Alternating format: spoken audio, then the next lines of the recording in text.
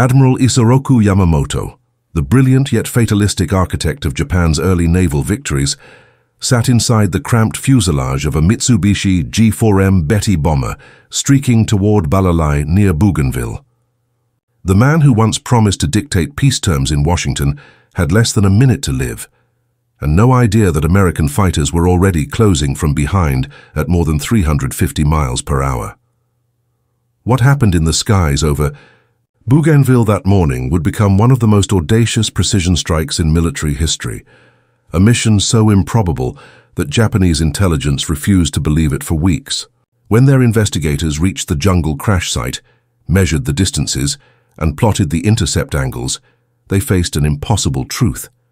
American pilots had crossed hundreds of miles of open ocean, arrived exactly on time, and struck with surgical accuracy. The weapon that made it possible was unlike anything else in the Pacific, the twin-boom Lockheed P-38 Lightning. Its silhouette was unmistakable: twin engines, tricycle landing gear, counter-rotating propellers, and firepower concentrated entirely in the nose. To Allied crews, it looked futuristic.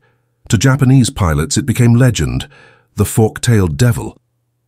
But on this April morning, looks didn't matter. Range did. The P-38 was the only American fighter with the endurance to fly deep into enemy territory and return.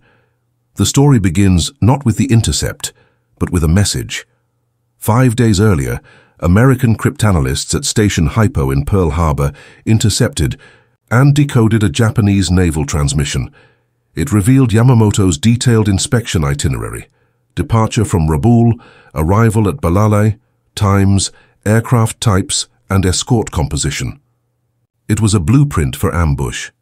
Within hours, the decrypted message reached Admiral Chester Nimitz, Commander-in-Chief of the Pacific Fleet. He forwarded it to Washington. President Franklin Roosevelt's response was brief and decisive: "Get Yamamoto."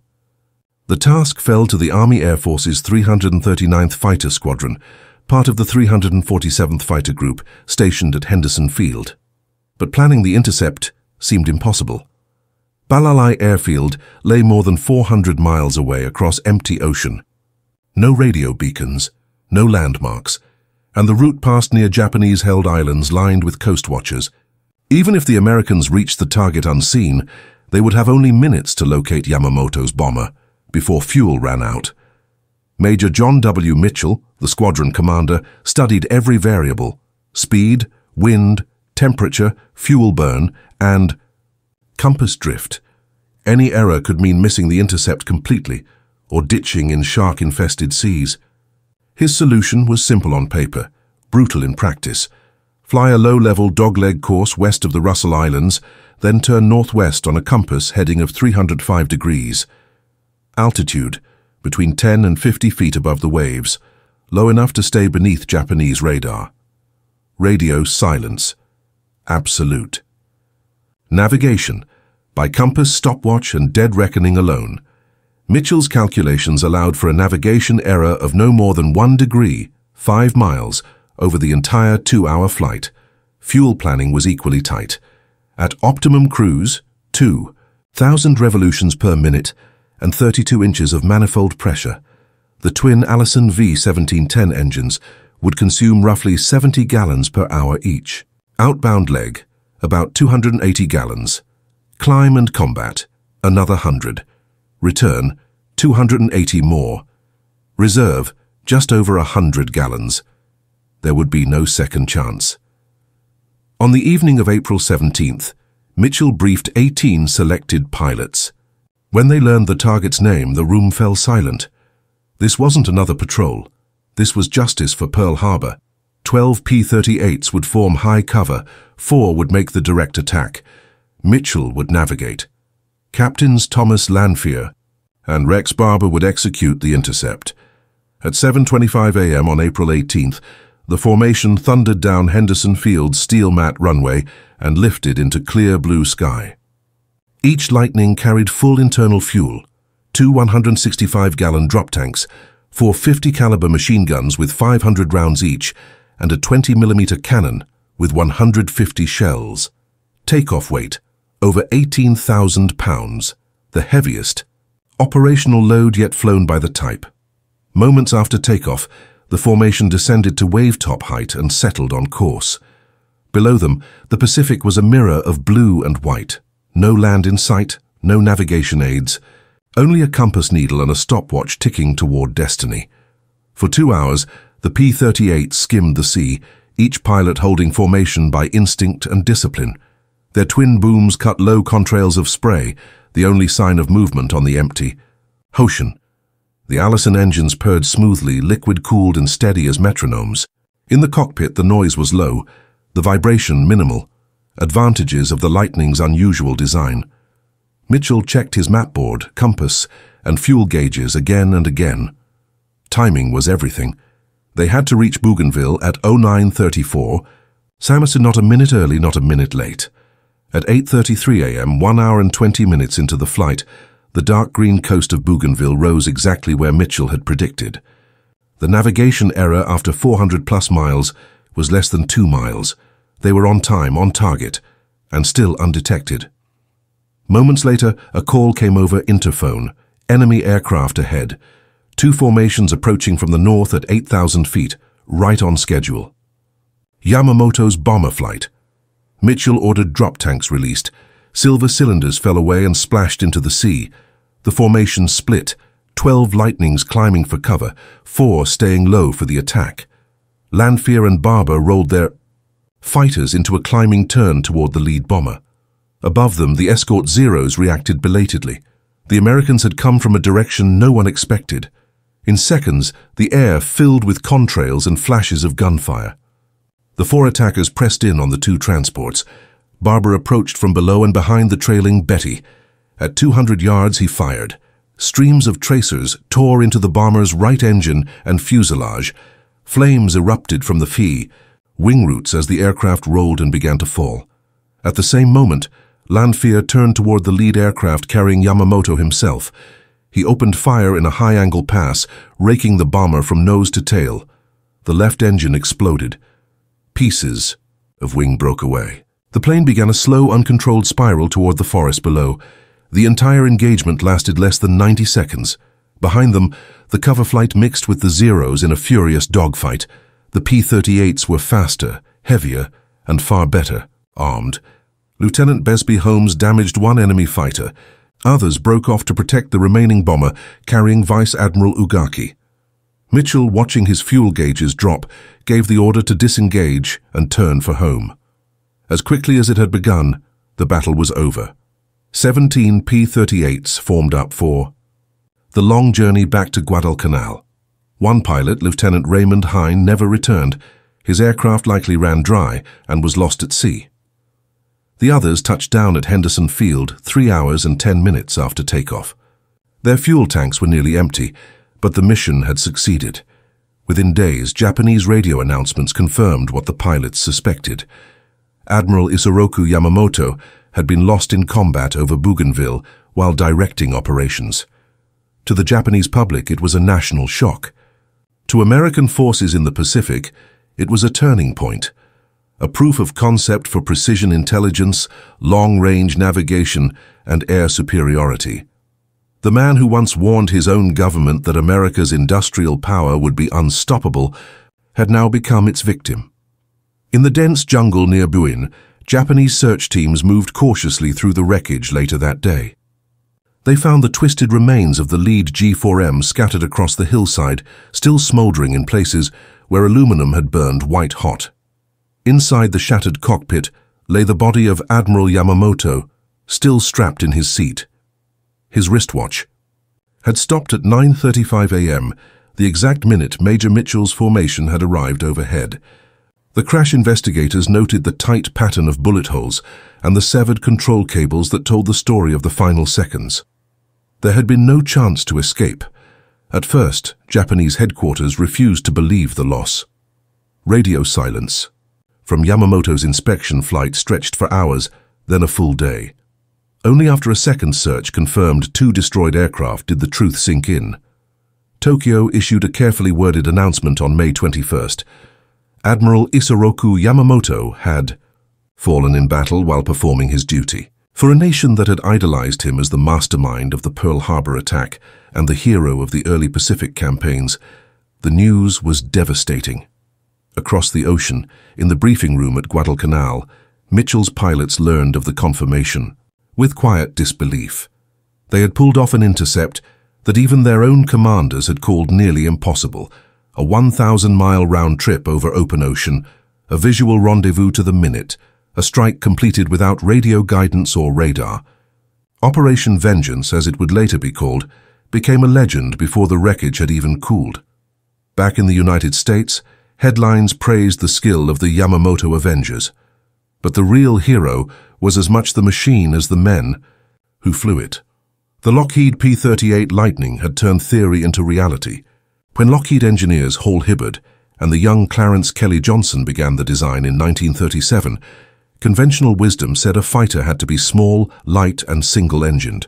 Johnson disagreed. He envisioned a long-range interceptor that could climb fast, fly far, and deliver heavy firepower at any altitude. The result was a radical twin-boom design that placed engines on the wings and concentrated all armament in the nose. 4 50-caliber machine guns and a single 20mm cannon fired directly ahead with perfect convergence. Every bullet went where the pilot aimed. No other fighter of the era could match that precision.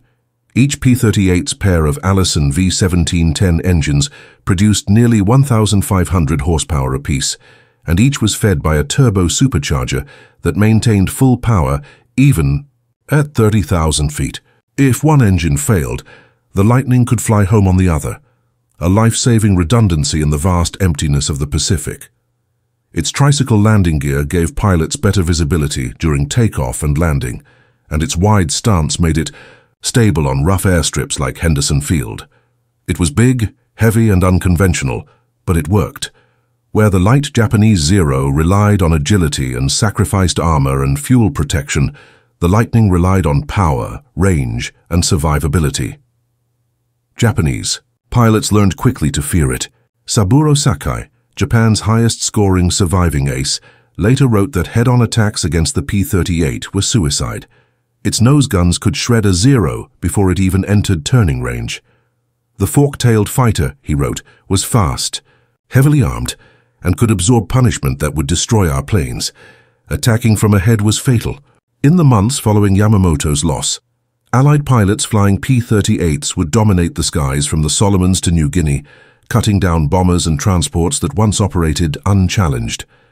For the Americans, the intercept carried more than tactical value. It proved that U.S. intelligence had achieved a level of code-breaking mastery once thought impossible. The same cryptanalysts at Station Hypo who had helped win the Battle of Midway had again turned intercepted radio traffic into victory. Japanese. Command realized too late that their most secret communications were being read in real time. They changed codes, but the damage was done. The new systems were already compromised before the ink dried. From that point on, Japanese fleet movements were rarely a surprise to Allied planners. The psychological blow was enormous. Yamamoto had been the symbol of Japan's professional navy, a strategist, an innovator, and one of the few senior officers who had studied in the United States and understood its industrial potential. He had once warned his own government that war with America would mean running wild for 6 months, perhaps a year, but that beyond that, Japan could not win. Now, exactly 16 months after Pearl Harbor, his own prophecy had come true.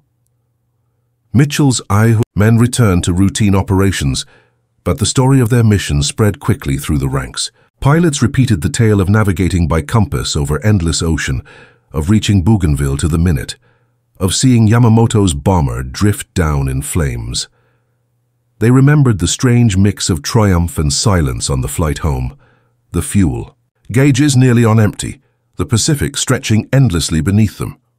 For them, the victory was not about vengeance but about proof that training, discipline, and technology could overcome impossible odds. Technicians at Lockheed soon examined the data from the mission to understand just how far the Lightning had flown. 870 miles in 3 hours and 10 minutes. No other single-seat fighter of that era could have done it. The P-38's range and reliability changed how the Army Air Forces planned future campaigns. It became the standard escort for bombers, the preferred reconnaissance platform, and the backbone of long-range fighter operations across the Pacific. In the following years, P-38 squadrons would destroy more Japanese aircraft than any other Allied fighter type. Over 1,800 confirmed victories were credited to Lightning units.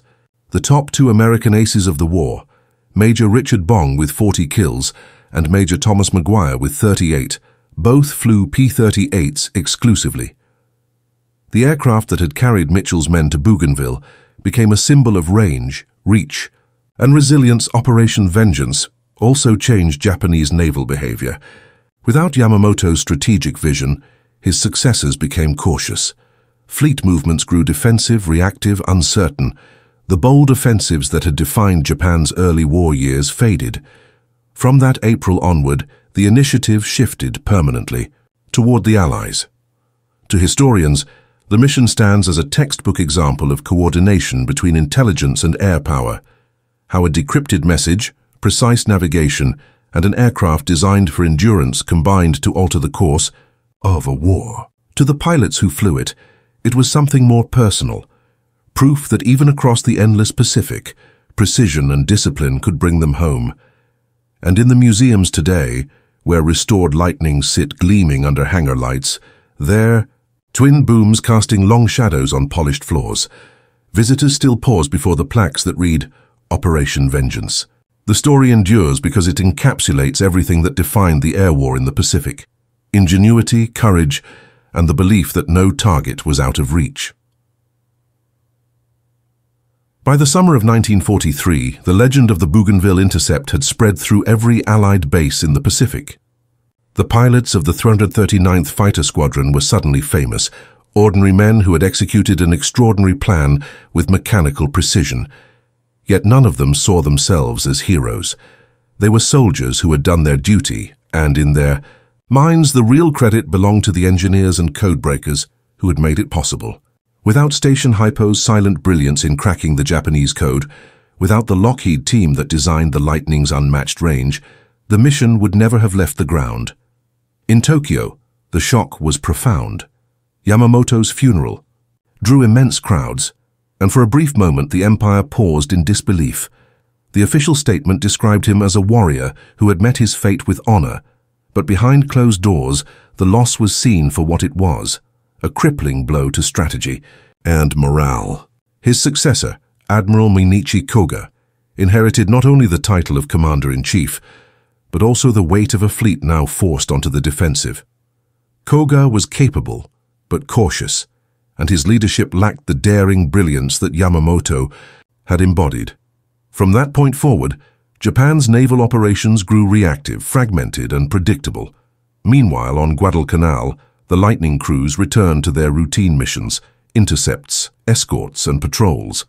Their aircraft still bore the salt stains from that fateful day over Bougainville.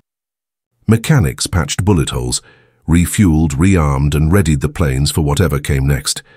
The war rolled on, island by island, mile by mile, but Operation Vengeance remained the defining proof of what American aviation could accomplish. When intelligence, planning, and engineering aligned perfectly, the result was precision beyond imagination. The Lockheed P-38 had proven that design mattered as much as courage. Every feature of the aircraft, its long tapered wings, its twin booms, its powerful Allisons, was a solution to a problem no one else had solved. It could cruise for hours without exhausting the pilot. It could dive faster than any opponent, climb higher than most bombers, and return home on one engine if the other failed. Its heavy armor and self-sealing fuel tanks gave its pilots a fighting chance in encounters that would have destroyed lighter planes. And with its concentrated nose guns, the Lightning could deliver its firepower with sniper-like accuracy. For the Japanese pilots who faced it, the Lightning was a terrifying opponent. They watched it streak past in level flight, faster than their Zeros could dive. Its twin engines glinted in the sun, its propellers spinning in opposite directions to cancel torque. There was no weak side to attack.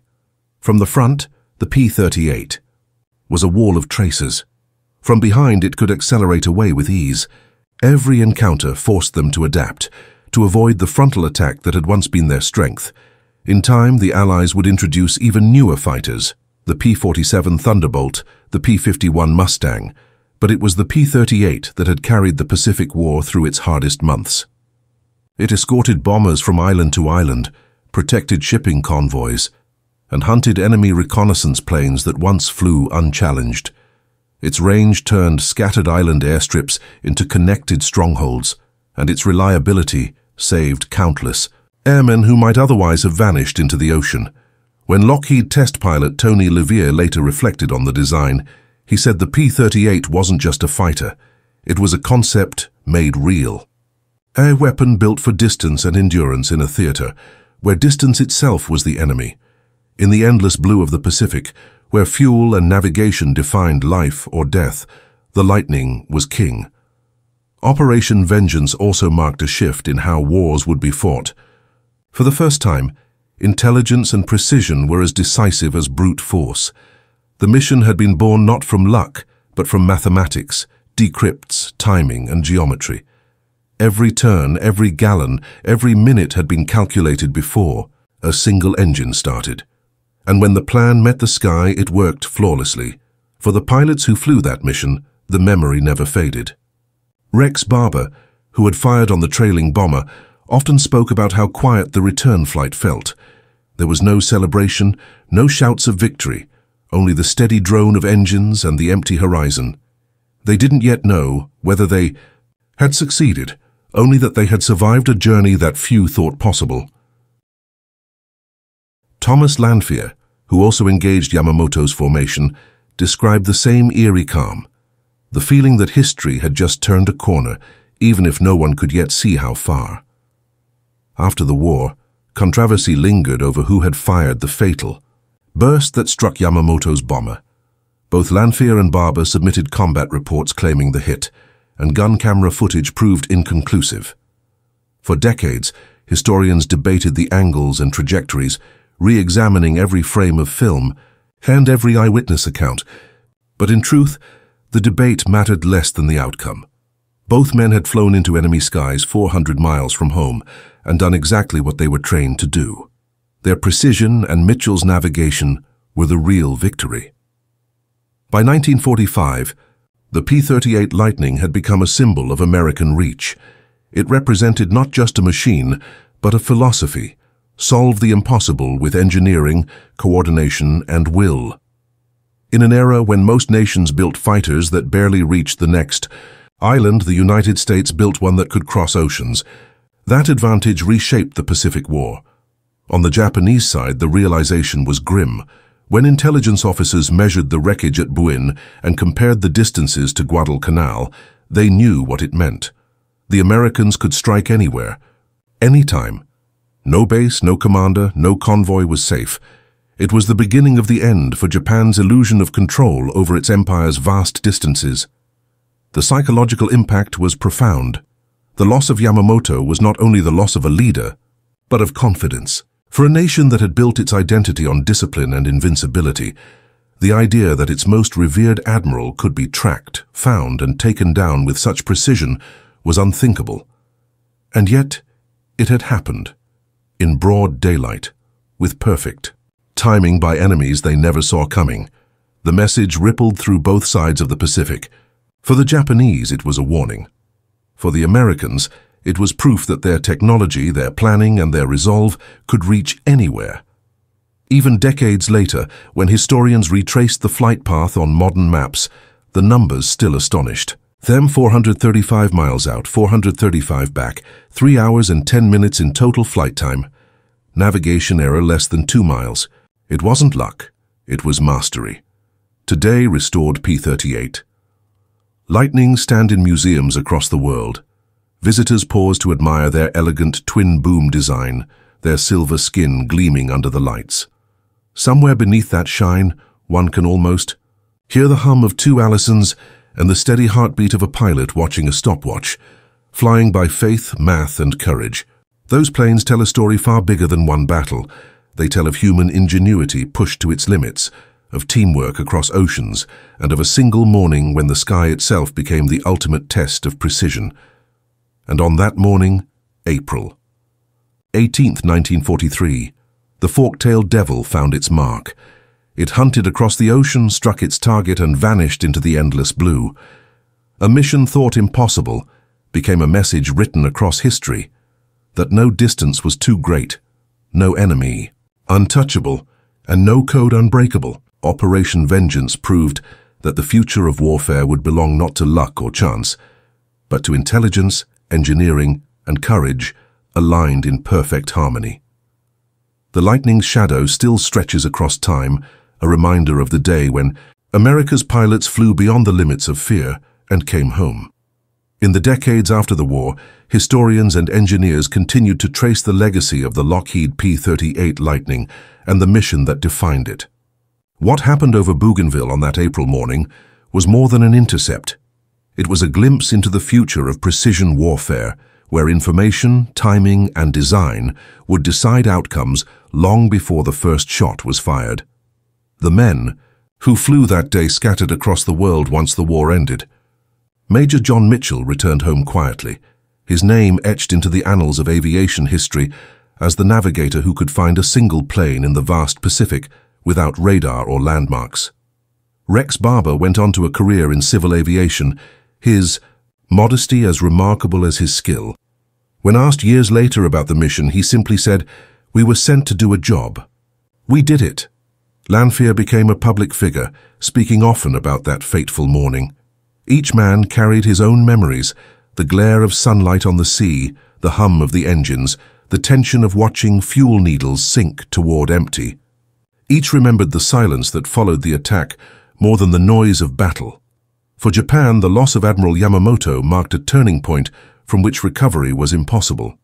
The empire that had once swept across the Pacific now found itself outmatched on every front, outbuilt, outplanned, and outflown. Yamamoto had foreseen it years earlier. He had warned that Japan could run wild for 6 months, but that after that, the industrial might of the United States would make victory unattainable. When his own aircraft fell in the jungles of Bougainville 16 months after Pearl Harbor, that prophecy came true in the most literal way possible. Operation Vengeance became a symbol of an era when bravery met technology. It showed that courage alone was not enough. Precision mattered, intelligence mattered, and preparation mattered. In the years that followed, every long-range strike, every stealth mission, every satellite-guided bomb would trace its lineage back to that idea, that the combination of information and accuracy could reach farther than sheer force ever could. Lockheed's engineers used lessons from the Lightning to shape new generations of aircraft. The twin-boom layout gave way to sleeker jets, but the philosophy remained: speed, range, and flexibility above all. The same company would later produce the U-2, the SR-71 Blackbird, and the F-117 stealth fighter, all direct descendants in spirit of the P-38's long-range design. Each of them, in its own time, carried the same message across the skies. Distance is only a problem until someone solves it. At museums today, the P-38 often stands in polished aluminum, twin propellers gleaming under bright hangar lights. Visitors see a relic of another age, but for those who understand its story, it's more than metal. It's a reminder of what human minds can achieve when time is short and the odds are impossible. Walk around one of these aircraft, and you can still feel the purpose in every curve, the long wings built for endurance, the narrow cockpit designed for visibility, the guns fixed like a single fist aimed straight ahead. Every rivet tells the story of a nation racing against time to build something extraordinary. In the Pacific, wrecks of Lightnings still lie hidden in the jungle, vines curling through the frames, propellers fused with coral. They rest where they landed, silent witnesses to the distance they once conquered. Local villagers sometimes call them the twin ghosts, because even decades later, the jungle cannot quite reclaim them. They are reminders that technology, once a marvel, always returns to Earth. But the stories it carries endure. For see, Yamamoto mission has been retold in countless books and documentaries, but no retelling can fully capture what it meant to fly it. 18 young men trusting nothing but a compass and a clock, 18 engines roaring over the open sea, each heartbeat matched to the tick of a stopwatch.